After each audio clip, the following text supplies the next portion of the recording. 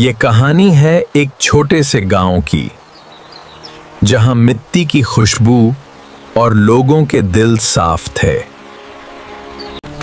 इस गांव में रहता था एक छोटा लड़का, उस्मान, जिसका दिल बहुत साफ था। शुक्रिया बच्चे,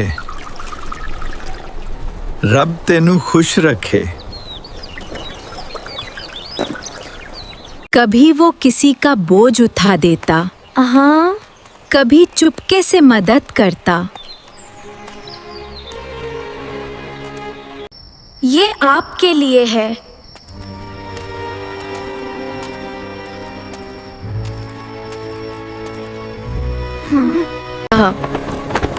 और हर रात अल्लाह से सिर्फ एक ही दुआ करता है, या अल्लाह, या बल्लाबा, मुझे अच्छा इंसान बना दे।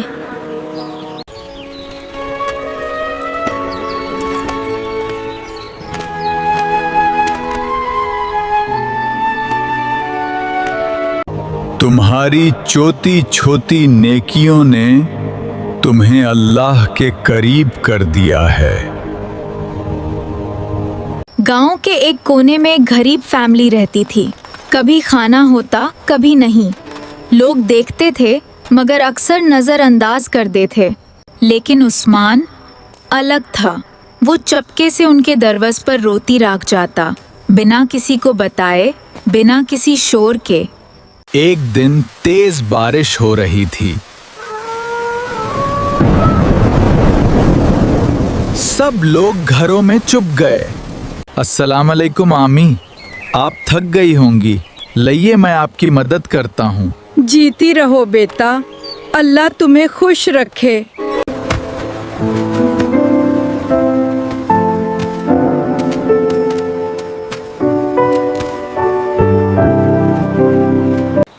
याद रखो, चोटी नेकी भी कभी चोटी नहीं होती। स्कूल में भी उस्मान वैसे ही था।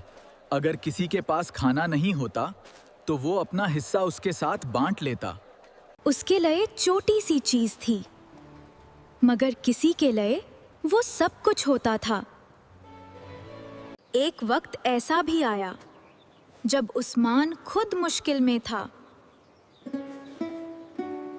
उसके पास कुछ नहीं था, लेकिन फिर भी उसने दूसरों की मदद करना नहीं छोड़ा। बिल्ली, इधर आओ। म्याऊ।